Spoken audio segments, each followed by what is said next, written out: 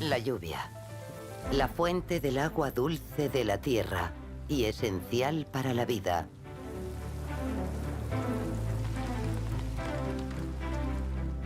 Desde que nuestros primeros ancestros recorrieron la tierra, la lluvia ha configurado a la humanidad y ha desempeñado un papel en el ascenso y la caída de civilizaciones.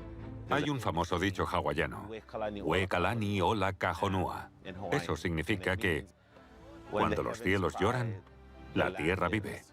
Y eso es la lluvia.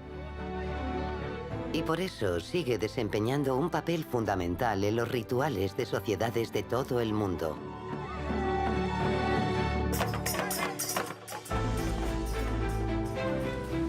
La lluvia rellena nuestros lagos y embalses, proporcionando el agua que cada uno de nosotros necesita todos los días. Nos alimenta nutriendo el suelo y permitiendo que crezcan nuestros cultivos y prospere nuestro ganado. La lluvia tiene una importancia vital en la supervivencia y el desarrollo humanos. Pero ahora que los patrones de las precipitaciones se vuelven más impredecibles, ¿cómo se transformará nuestra relación con la lluvia en los próximos años? ¿Y cómo aprovechamos al máximo este preciado recurso?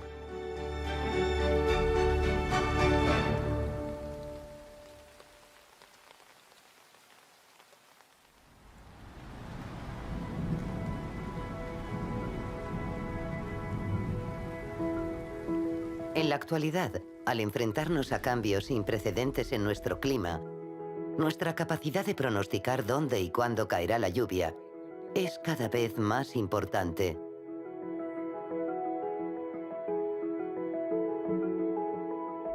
Para ayudarnos en estas indagaciones, recurrimos a satélites y superordenadores, a portátiles e incluso a papel y bolígrafo. Y si todo esto falla y la lluvia no cae donde la necesitamos, recurrimos a la ciencia. Lleva con nosotros todo el tiempo.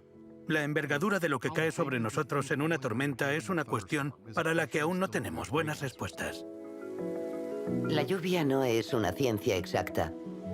Pero una cosa que está clara es que para sobrevivir a los retos que nos aguardan, necesitamos aprender más sobre la lluvia.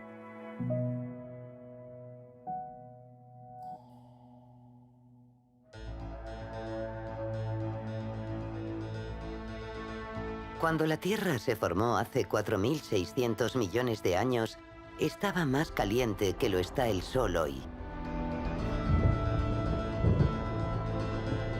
Pero tras un periodo de enfriamiento de 600 millones de años, el vapor que rodeaba el planeta se enfrió y se convirtió en lluvia.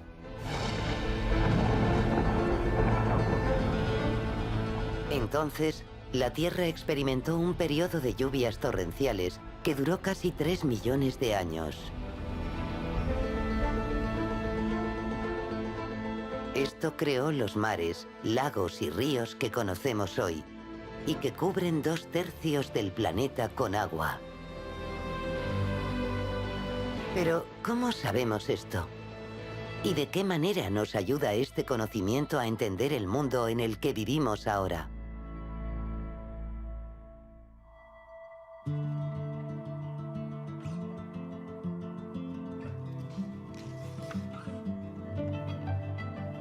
Podemos obtener algunas respuestas analizando el subsuelo. El científico Cormac O'Hamill está fascinado por los rastros que dejaron las gotas de lluvia prehistórica en rocas y fósiles antiguos.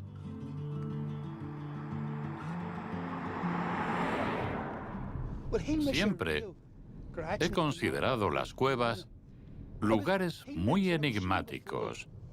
En mi opinión, las cuevas son un método de comunicación entre la antigüedad y yo. La historia está escrita en las cuevas en un lenguaje grabado en sus paredes. Este paisaje en el condado de Fermanagh existe gracias a la abundante cantidad de lluvia que recibe. Pero bajo el pantano hay aún un paisaje aún más extraño. Las Marble Arch Caves, labradas por impresionantes diluvios.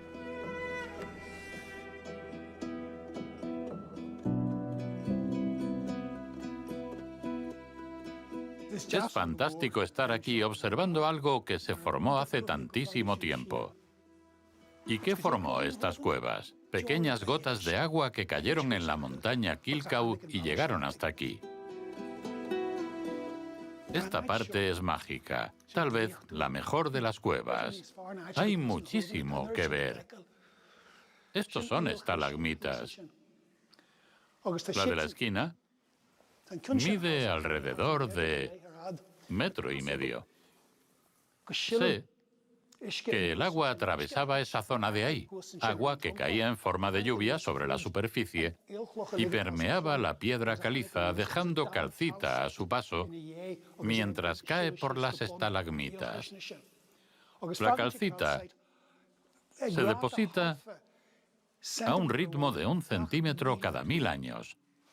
Como esa mide 1,5 metros, quiere decir que empezó a formarse hace 150.000 años. Otras, como esa de ahí, son más grandes, así que son aún más antiguas. Y otra cosa, esta piedra se formó hace unos 300 millones de años. Y se aprecian las condiciones que existían en aquel momento en la piedra. Aquí hay información sobre la atmósfera del momento, sobre sus rasgos e incluso sobre cómo era la atmósfera. Esto viene de rastros de pequeños seres o animales llamados cocolitóforos.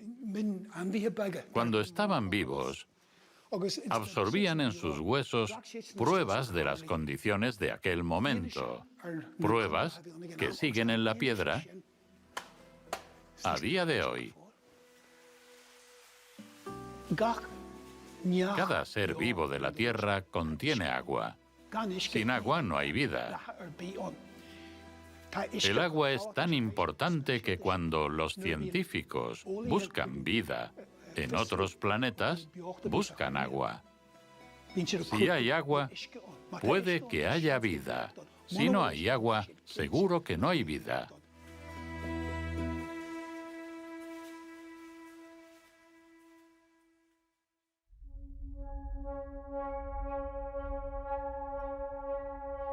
Más del 71% de la superficie de la Tierra está cubierta de agua, con una cantidad de 1.500 trillones de litros. Pero el 97% es salada y el 2% está encerrada en los polos. Así que toda la humanidad depende de un 1% para sobrevivir.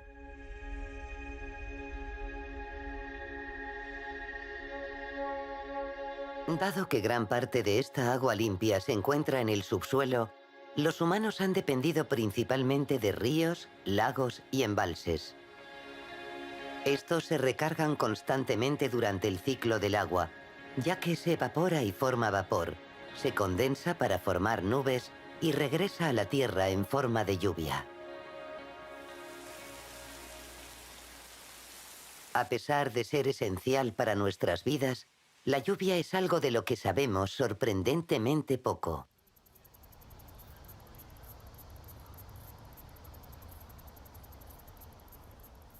El doctor Mike Larsen es profesor asociado de Física y Astronomía en la Universidad de Charleston y se especializa en el estudio de las gotas de lluvia. Estudio la lluvia porque es una parte accesible del universo sobre la que aún no sé gran cosa. La definición de gota de lluvia es algo que cae del cielo en forma líquida y que tiene al menos medio milímetro de diámetro. El proceso de formación de la lluvia es muy complejo. Se empieza con una partícula de aerosol seca o una mota de polvo o de suciedad en el aire. Las partículas de aerosoles pueden tener distintos tamaños. Una partícula de aerosol de tamaño medio a grande estaría en torno a 1 micrómetro. Esa partícula de 1 micrómetro debe crecer hasta llegar al milímetro para considerarla una gota de lluvia típica. Antes de nada, voy a escribir aquí, ya que es un error habitual, que las gotas de lluvia no tienen forma de lágrima. La forma de las gotas de lluvia es el resultado de un equilibrio de fuerzas, y la razón por la que todo tiene la forma que tiene es el hecho de que será lo que minimice la energía asociada con el sistema como un todo. En la mayoría de las situaciones, la energía se minimiza a través de algo esférico. Nunca se parecen a una lágrima. Por lo general, serán esféricas si son pequeñas o más anchas que altas si son grandes. La velocidad a la que cae una gota de lluvia depende de su tamaño. Las más pequeñas caen más despacio que las más grandes, a una velocidad de 1 a 2 metros por segundo, unos pocos kilómetros por hora, mientras que las más rápidas caerán en torno a 9, 10 o incluso 11 metros por segundo. Y Mike mide esto con un dispositivo que empezó a utilizarse a principios de los 90.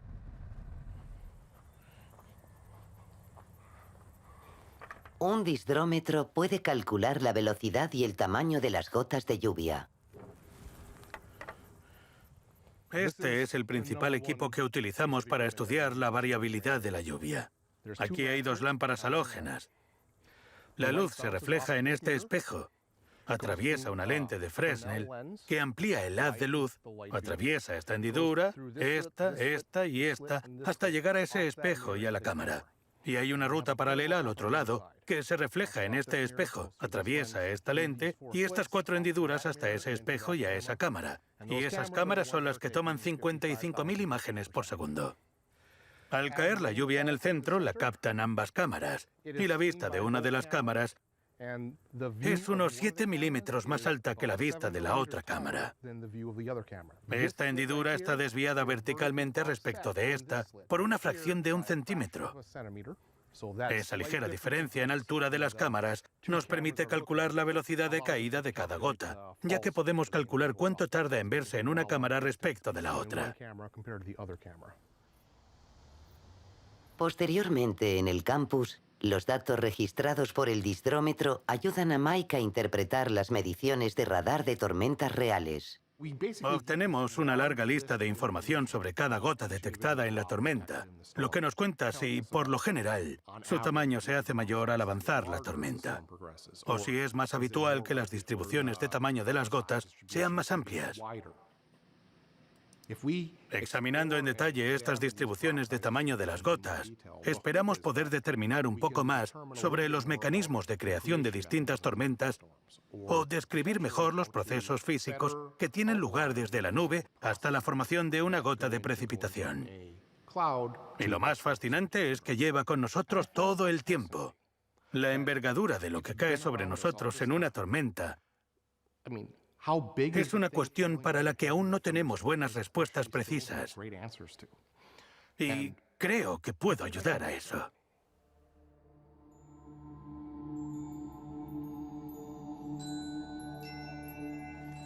Si aprender sobre las gotas de lluvia nos ayuda a entender la lluvia, saber lo que ocurre cuando la lluvia escasea nos ayuda a comprender nuestra historia.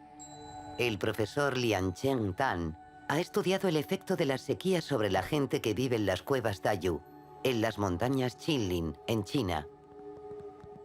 La lluvia tiene una importancia vital en la supervivencia y el desarrollo humanos. Sabemos que los 3 elementos más importantes para la vida son el agua, el aire y el alimento. Y el agua es el más importante de ellos. Es esencial para las plantas, los animales y los humanos. Las montañas Qinlin son una importante frontera geográfica dentro de China, que separan las regiones de arrozales de China al sur de las regiones de trigo al norte. Estudiar el clima de Qinlin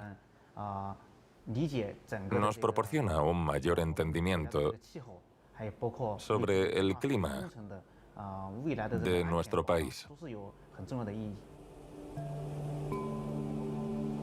En 2015, el profesor Tan visitó las cuevas para estudiar las formaciones de estalagmitas con la esperanza de encontrar patrones de cambio climático. Pero descubrió inscripciones antiguas que contenían gran riqueza de información histórica que transformó nuestro conocimiento del pasado. Al estudiarlas, vi el carácter chino para sequía en la inscripción y cuando me di cuenta de su significado, me entusiasmaba cada vez que veía ese carácter. Pensé que si la inscripción de este periodo registraba sequías, es posible que también lo hicieran las de otros periodos. Al analizar sus muestras, el profesor Tan descubrió que los depósitos de carbón de las estalagmitas procedían de las antorchas utilizadas por la gente que visitaba las cuevas. Al datar estos depósitos, pudo crear una historia detallada del paleoclima de los últimos 500 años. Tan solo necesito medir la edad de estas partículas de carbón para saber cuándo entró gente en la cueva y comparar esa edad con la fecha de la inscripción. Entonces fue capaz de comparar sus hallazgos con acontecimientos históricos relevantes y descifrar cómo podría haber afectado el clima al curso de la historia. Por ejemplo, la sequía que se produjo en el reinado del emperador Jiajing. Los registros de Hansong dicen que aquella gran hambruna llevó al canibalismo. Durante el siglo XVII, otra sequía de décadas de duración provocó una hambruna generalizada que causó múltiples rebeliones contra la dinastía Ming. Por un lado tenemos al ejército rebelde y por el otro la dinastía Qing, cuya invasión llevó a la caída de la dinastía Ming. Desde el punto de vista de la paleoclimatología, el deterioro del clima tuvo un gran impacto en el hundimiento de la dinastía. En la paleoclimatología, la reconstrucción de climas antiguos es una forma importante de entender la variación natural y también la evolución de nuestro clima actual. Estudiando acontecimientos pasados, podemos entender los patrones del cambio histórico. Y a partir de ellos podemos construir modelos e intentar predecir el futuro cambio climático. Pero, ¿a qué se debieron las intensas sequías registradas en las paredes de las cuevas Dayu? China y otros países del sur y el sureste asiático dependen del monzón. Entre mayo y septiembre, un viento estacional del suroeste trae humedad del Océano Índico. Si bien la lluvia que provoca el monzón puede causar inundaciones devastadoras, estas son esenciales para un país como India, cuya infraestructura y economía dependen de esta lluvia. La mayoría de nuestros cultivos y actividades agrícolas necesitan la lluvia, por lo que cualquier anomalía en el monzón durante el año podría tener un efecto dominó en diversos aspectos de nuestra vida. La gente emigraría de las aldeas a las ciudades, por lo que la población de estas crecería y se produciría escasez de agua como consecuencia de esa migración de la población. Es esencial efectuar un seguimiento del movimiento del sistema climático del monzón para preparar mejor al país para distintas situaciones. Por esa razón, el gobierno indio creó el Centro de Investigación Monsoon Mission en 2012. El Monsoon Mission cuenta con un sistema de pronóstico muy bueno, basado en modelos dinámicos que pueden ofrecer predicciones a varios días, semanas, meses e incluso la estación. Si las predicciones estacionales indican una sequía, puede optarse por cultivos resistentes a las sequías o reducir las áreas de cultivo. También puede utilizarse el agua disponible para cultivar una pequeña cantidad de tierra. De la misma manera, si se espera una gran cantidad de lluvia, el agua superficial puede gestionarse de manera adecuada para liberarla. De lo contrario, la lluvia y el agua superficial podrían inundar las ciudades o aldeas. Y, de la misma manera, puede planificarse con exactitud el suministro de agua de las ciudades, reduciendo así el despilfarro. Unos patrones climáticos cada vez más erráticos están haciendo la labor del Monsoon Mission aún más importante. Unas sequías extremas, o incluso leves, implican que aumentarán las lluvias intensas. Esto significa que el cambio climático extremo será también más difícil de predecir. Usar las últimas tecnologías es una manera de monitorear nuestro cambio climático. Pero en todo el mundo, numerosos aficionados entusiastas recopilan valiosos datos sobre el clima utilizando métodos más convencionales. El hombre no tiene nada que hacer frente a las fuerzas de la naturaleza.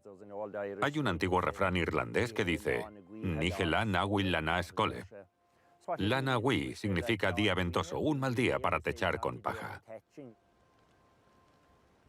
Lo que tengo aquí es un pluviómetro automático. Se llama así porque viene de la palabra francesa para lluvia, pleuve. Funciona con un sistema de pesas que está aquí debajo. Y también tiene un sistema láser que detecta si cae lluvia en todo momento. Es muy sensible. Detecta hasta la más mínima cantidad de lluvia. Este es el primer pluviómetro que llegó a este recinto en 1984. Está hecho de cobre y mide 13 centímetros de diámetro y 13 de profundo. Y aquí abajo tenemos una botella que decanta o recoge la lluvia. Así a ojo yo diría que desde las 9 de esta mañana se han recogido unos 5 milímetros de lluvia. Ha llovido bastante esta última hora, así que hay unos 5 milímetros. Voy a volver a dejarla en su sitio porque seguirá llenándose a lo largo del día. La comprobaré por la mañana a eso de las 9.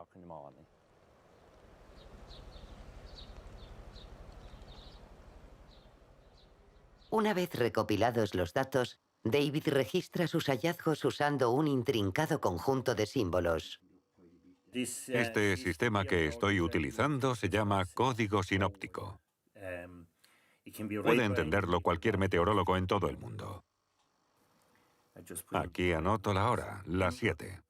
Las condiciones climáticas en ese momento eran niebla, así que hago 2 líneas horizontales. Hay unos 300 símbolos diferentes. El tipo de nube, la dirección del viento, la fuerza del viento, el tiempo predominante en ese momento y el tiempo pasado. Está todo incluido en el código. Esto es más que una afición para David. Al final de cada mes, envía sus hallazgos a los profesionales del Servicio Meteorológico Nacional, Met-Eran. Esta estación de observación en el condado de Kerry es una de las 25 estaciones que observan el tiempo de Irlanda.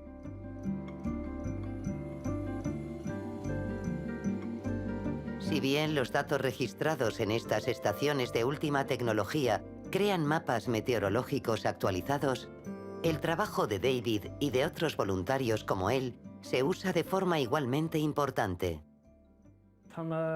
La contribución de los trabajadores voluntarios es muy importante para Met-Eran. Son meteorólogos aficionados que hacen lecturas en sus casas de zonas rurales en las que no tenemos estaciones meteorológicas.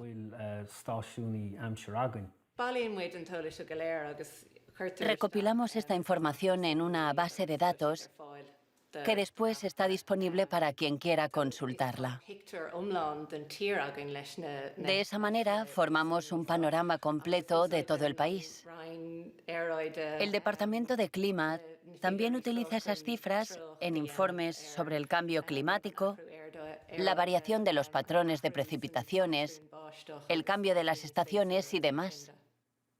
Así pueden comparar el clima actual con el de hace 30 o 50 años. Es muy importante para nosotros.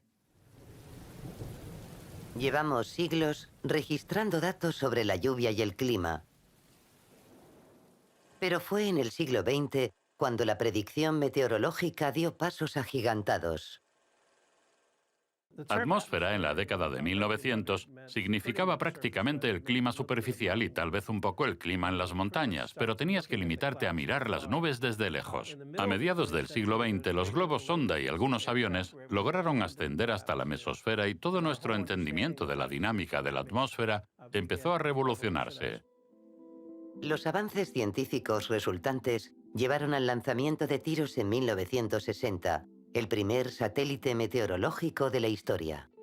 El satélite meteorológico inició una tendencia y puede que ya nunca nos sorprenda una tormenta. Siempre podremos vigilar la atmósfera. Uno de los informes de la época decía que queremos conocer todo lo que pasa en la atmósfera en todo momento y en todo lugar. Esa era la frase. Estos avances despegaron del todo cuando el presidente Kennedy anunció que Estados Unidos enviaría a un hombre a la Luna.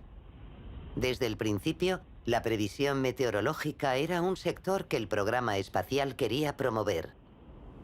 Para nosotros, 75 millones de dólares adicionales, de los cuales 53 millones irán destinados a la Oficina Meteorológica, nos ayudarán a crear lo antes posible un sistema de satélites, una observación climática a nivel mundial. Aquella primera imagen de la Tierra desde el espacio captada por tiros fue un avance de gran importancia. De pronto, además de la rotación de la Tierra, podríamos seguir frentes climáticos a gran escala por primera vez y conocer el movimiento de la atmósfera de la Tierra. A día de hoy, miles de satélites orbitan la Tierra. Muchos de ellos se usan para la observación del clima y el planeta. En el Centro Espacial de Vuelo Goddard de la NASA, cerca de Washington, D.C., los científicos han empleado estos satélites en un proyecto pionero. La misión de medición de la precipitación global es una misión codirigida por la NASA y los japoneses para observar la lluvia y la nieve en todo el mundo.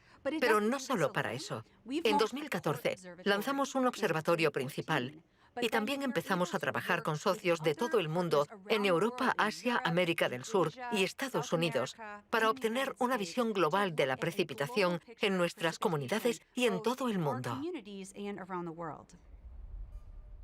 Es una tecnología fantástica que nos permite medir la lluvia y la nieve desde 400 kilómetros de altura y para ello usamos las frecuencias de microondas. Podemos observar esas señales de forma pasiva para saber si la lluvia de una tormenta es ligera o intensa y también analizarlas con mayor detalle para saber a qué tipo de partículas nos enfrentamos, si se trata de hielo o de lluvia. Entender qué está ocurriendo desde el espacio es esencial, ya que podremos hacernos una idea global de la precipitación. Ese tipo de información es fundamental para la predicción meteorológica numérica o para entender nuestros modelos climáticos al introducir esos datos de observación en los modelos para predecir mejor el clima de los próximos días e incluso aventurar el de futuros años y décadas. Los datos de la flota de satélites de la misión de medición de la precipitación global permiten a meteorólogos de todo el mundo estudiar cómo interactúan los patrones climáticos a gran escala con sistemas locales.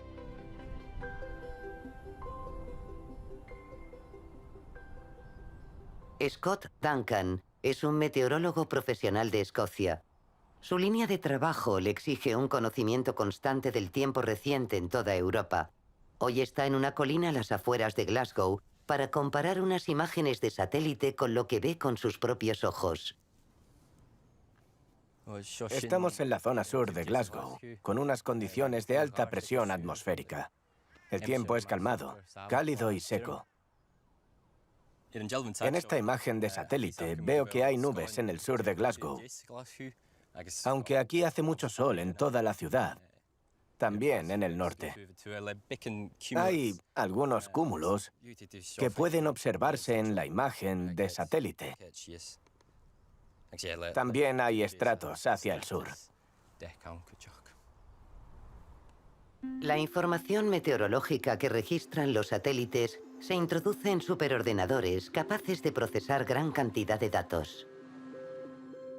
En Europa se toman imágenes por satélite cada 5 minutos. Pero en Estados Unidos los datos se reciben cada minuto. Estos datos nuevos son extremadamente detallados. Los superordenadores son enormes y muy potentes. Ejecutan 70 cuatrillones de operaciones por segundo o 70 petaflops. Con los procesadores y el hardware de un superordenador podría llenarse un pabellón polideportivo. Estos superordenadores deberían ofrecer pronósticos más precisos.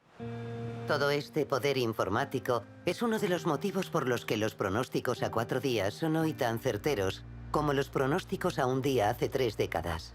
La tormenta del 25 de enero de 1990 causó enormes daños y pérdida de vidas en Irlanda, el Reino Unido y el norte de Europa, a pesar de ser pronosticada. No tuvimos tiempo suficiente para prepararnos para aquella tormenta. Las imágenes de satélites eran bastante básicas y solo había 2 barcos recopilando datos en el Atlántico. Estos fueron cruciales para enviar avisos a Escocia y a Europa. En la actualidad, Scott forma parte del sector energético internacional y ofrece pronósticos para mercados de toda Europa. Pero también es divulgador del cambio climático. Sus gráficos y tablas sobre el clima han sido retuiteados por el Foro Económico Mundial y la activista del clima Greta Thunberg, entre otros. Aunque Escocia no sufrirá los efectos más extremos del cambio climático global, Scott cree que estos cambios afectarán a sus patrones climáticos predominantes. La costa occidental es mucho más húmeda que la oriental debido a la predominancia del viento del oeste. Las montañas altas y el Atlántico del oeste aumentan la cantidad de lluvia. Las montañas del oeste también proporcionan defensa, reduciendo así la lluvia en el este. A esto lo llamamos sombra orográfica. Se espera que el oeste se vuelva más húmedo como resultado del calentamiento global y que el este se vuelva más seco. Cuanto más precisos seamos en la medición del clima, antes podremos enviar avisos meteorológicos a agricultores y al público. Esto es vital cuando se pronostican fenómenos meteorológicos extremos como sequías o inundaciones.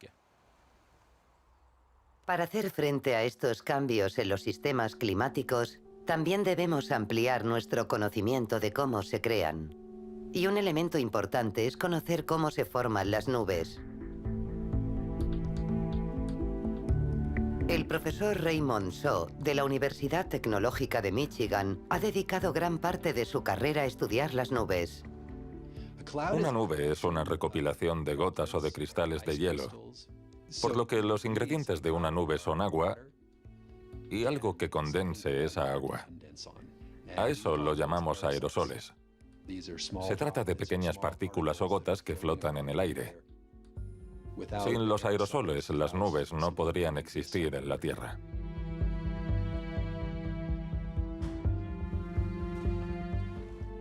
Cuando hablamos de las nubes, solemos referirnos a una recopilación de esas partículas. Y puede tratarse de una niebla cercana a la Tierra, una nube conectada a la Tierra, o de nubes profundas sobre los trópicos que se extienden desde prácticamente la superficie hasta la atmósfera. Pueden tener hasta 10 kilómetros de profundidad. Hay una gran cantidad de tamaños y de escalas, y esa es una de las cosas que supone un problema al estudiar las nubes e intentar entender los procesos que suceden dentro de ellas, si lloverá, cuánta luz del sol reflejará el espacio exterior. Para responder a esas preguntas, debemos entender los procesos que ocurren a todas esas escalas, desde la de una gotita minúscula pasando por la turbulencia y la convección, hasta la escala completa de una nube, una tormenta o el sistema que esté produciendo las nubes.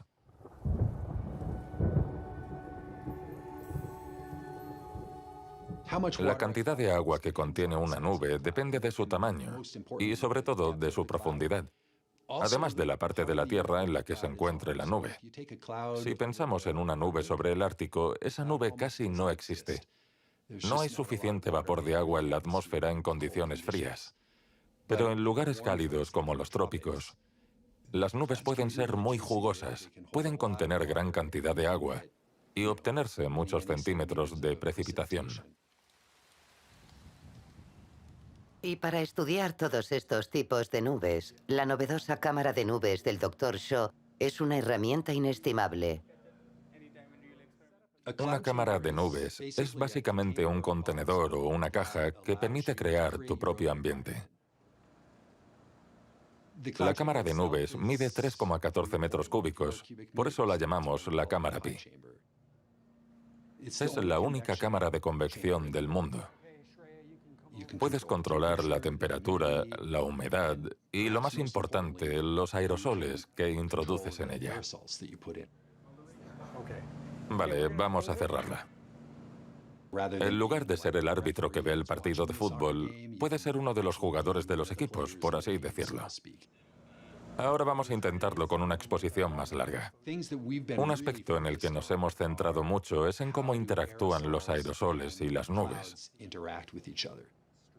Pero al parecer las propias nubes influyen en las partículas de los aerosoles, así que pueden consumir las partículas de los aerosoles y ayudar a eliminarlas de la atmósfera.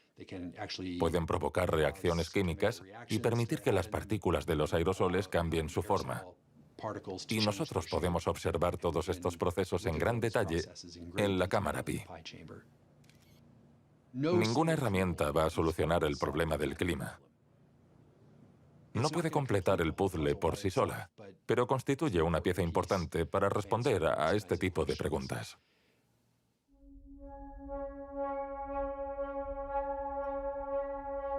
Aunque los aerosoles son un elemento primordial en la formación de las nubes, ¿qué ocurre cuando se liberan demasiados a la atmósfera?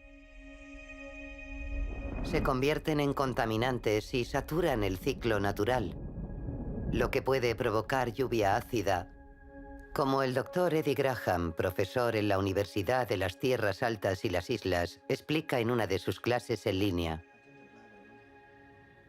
La lluvia, por naturaleza, es ligeramente ácida. Tiene un pH de 5,5 o 5,6. Esto se debe al dióxido de carbono de la atmósfera.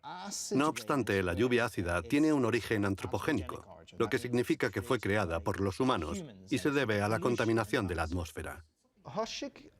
El problema de la lluvia ácida empezó tras la Revolución Industrial, en el siglo XIX.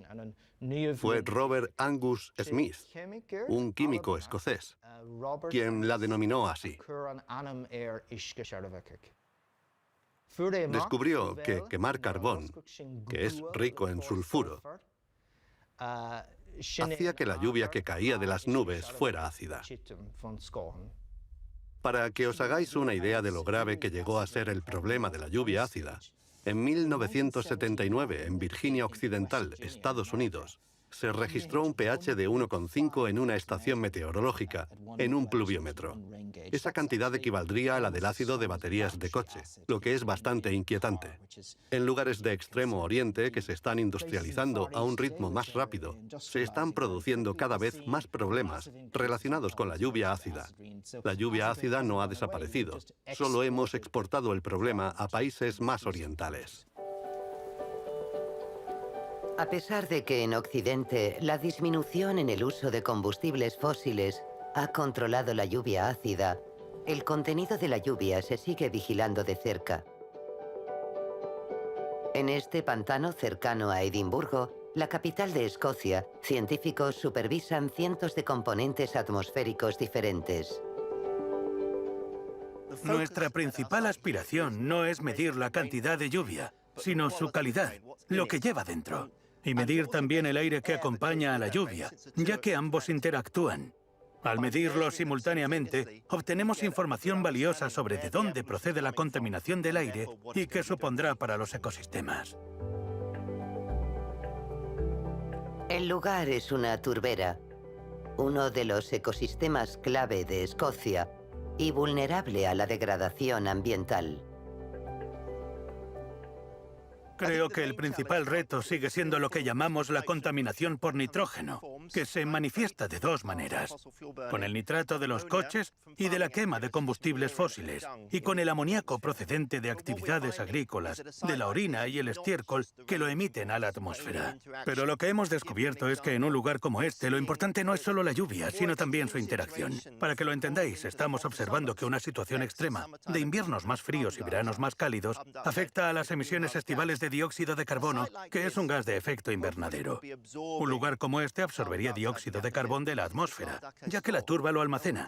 Y con estos inviernos y veranos cambiantes, estamos viendo que esto está cambiando y convirtiéndose en una fuente. La turbera está emitiendo dióxido de carbono a la atmósfera. El cambio climático está fomentando más emisiones de gas de efecto invernadero y más cambio climático. Es una retroalimentación. A pesar del esfuerzo global por reducir las emisiones de carbono, las turberas como esta son buenos indicadores de la medida en que nuestras acciones están teniendo un impacto directo en el medio ambiente. Hace 90 años, en las praderas de Canadá y Estados Unidos, los deficientes métodos de gestión de la tierra y la agricultura, combinados con periodos de sequía extrema, llevaron a las condiciones conocidas como el Dust Bowl, el cuenco de polvo. Esto, en combinación con desastres previos, hizo de las grandes llanuras de Estados Unidos terreno abonado para hacedores de lluvia oportunistas y charlatanes, que ganaron dinero a costa de la desesperación de la gente porque lloviera, vendiendo pseudociencias y falsa espiritualidad. Resulta que si rezas lo suficiente, lloverá. Y si lanzas fuegos artificiales, también. Cuando estás desesperado, lo intentas todo. Y mucha de esta gente estaba desesperada. No todo el mundo estaba dispuesto a todo, pero los charlatanes de las grandes llanuras de Estados Unidos sí. Y los hacedores de lluvia han existido desde entonces. Uno de los primeros métodos pseudocientíficos fueron las sacudidas, ya que se decía que los golpes fuertes podían agitar a las nubes y hacer que lloviera. El método de las sacudidas fue una consecuencia de la Guerra de Secesión estadounidense. Tras la batalla de Gettysburg, hubo una enorme tormenta. Eso no tiene nada de especial, pero ellos creyeron que los cañones y el rugir de la batalla y el humo causaron una alteración en el cielo. Así que en 1890 el gobierno envió al general Dyrenforth a Texas para que intentara provocar la lluvia durante una sequía. Intentó montar una batalla como la de la Guerra de Secesión y cuanto más disparaba, más se adjudicó el mérito de las tormentas cercanas, llegando incluso a decir, «he hecho llover». Estos experimentos incluso se hacían como entretenimiento. Hacía que la gente acudiera en masa, porque ¿qué ibas a hacer en pleno verano en el Texas profundo a finales del siglo XIX? Pues ir a un gran espectáculo pirotécnico. Era muy popular. A mediados del siglo XX, el ejército de los Estados Unidos había empezado a interesarse por la posibilidad de controlar el clima. Pero esta vez, los métodos tenían una base científica más creíble. La Operación Popeye fue la idea de que podía iniciarse una guerra medioambiental en el conflicto de Vietnam. Pensaron que si conseguía hacer llover en la ruta Ho Chi Minh, eso dificultaría la infiltración. Tenían una base de infiltración en Tailandia cuya tarea era colocar bengalas de yoduro de plata a lo largo de la ruta Ho Chi Minh. Era tan secreto que ni el jefe de la base sabía lo que estaban haciendo. Fue una historia que llegó a las portadas de los periódicos. Y dio lugar a una resolución de las Naciones Unidas que prohibía el uso hostil de la modificación del clima como un acto de guerra.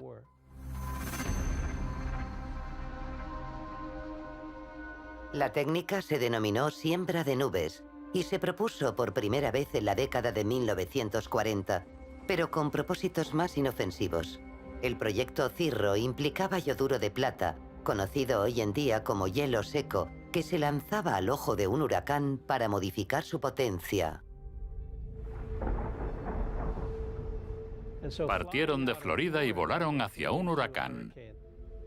Introdujeron hielo seco en su interior pensando que reduciría su destrucción o haría que regresara al mar. Entonces vieron que el huracán se detenía e iba directo a la costa, arrasando Savannah, Georgia, algo totalmente inesperado. Los detalles de esta vergonzosa misión se enterraron en un archivo secreto durante 30 años. Pero recientemente se han producido varios avances en la ciencia de la siembra de nubes, y los Emiratos Árabes Unidos va en cabeza. En el Centro Nacional de Meteorología, en Abu Dhabi, el gobierno ejecuta un programa de siembra de nubes en el desierto. Aquí en los Emiratos Árabes Unidos no tenemos recursos hídricos naturales, no tenemos ríos, por ejemplo. Solo tenemos lluvia y desalinización. Y por supuesto, queríamos sacar el máximo provecho a cada nube en lo que se refiere a agua y lluvia. Creemos que es uno de los métodos más importantes para regiones áridas y semiáridas. Aunque la lluvia es escasa, en el cielo de los Emiratos Árabes Unidos se forman nubes más de 200 días al año, y un gran porcentaje de ellas son aptas para la siembra. En esencia, la tecnología consiste en utilizar materiales higroscópicos. La idea es ayudar en un proceso microfísico que tiene lugar dentro de la nube. Queremos que las gotas choquen entre ellas en coalescencia para que las gotas de agua sean más grandes y caigan en la superficie. Nosotros enviamos nuestros aviones para que lleven esos materiales a la base de la nube. Una vez transportados los materiales, se producirá un movimiento ascendente del viento que hace que esos materiales se introduzcan en la nube y entonces tendrá lugar el proceso. Se formarán gotas de lluvia más grandes y caerán en forma de lluvia. Lo que ocurre es que en ocasiones hay nubes que contienen agua y empieza a llover, pero las gotas son tan diminutas que se evaporan antes de llegar al suelo. Con la siembra de nubes, nos aseguramos de que las gotas son más grandes y de que vamos a sacar el máximo provecho de cada nube. Nuestros meteorólogos pronostican el tiempo, obviamente, y saben que dentro de 3 días, por ejemplo, habrá unas buenas condiciones para la formación de nubes. Así que nuestro equipo se prepara y mandamos inmediatamente al avión para que haga las operaciones. Pida la ubicación 257 en 99. Estamos siempre de guardia, esperando a que el tiempo sea favorable. Suelen darnos 3 días de preaviso, pero a veces surge algo de la nada y tenemos que salir pitando hacia una nube que aparece. Buscamos nubes con forma de torre, nubes esponjosas que crecen hacia arriba, en lugar de las típicas nubes planas. En esas nubes hay una corriente ascendente y nosotros tenemos que intentar penetrar en esa corriente y liberar las sales en esa ubicación para que puedan elevarse dentro de la nube, mezclarse con los vapores de agua, fusionarse, formar gotas y caer en forma de lluvia. Es muy emocionante y hemos vivido experiencias poco comunes al trabajar con nubes. Cuando penetras en esa corriente ascendente es como si el avión se convirtiera en un planeador, porque hay una especie de aspiradora que absorbe aire encima de ti. El avión se desliza a 300 km por hora en esa corriente de aire sin otra ayuda que la nube que te arrastra. Cuando lanzo la bengala y me doy la vuelta para volver 2 minutos después, ya se aprecia el cambio, si ha funcionado o no. Y se ve el resultado en el radar meteorológico en el avión. Puedes presenciar cómo se forma y cae en forma de lluvia. Hay muchos países que empezaron con la siembra de nubes hace mucho tiempo y ahora están retomándola. Sobre todo aquí, en los Emiratos Árabes Unidos. Si pensamos en los resultados obtenidos, el proyecto funciona. Yo diría que sí, que tenemos que seguir en ello y continuar investigando en este ámbito.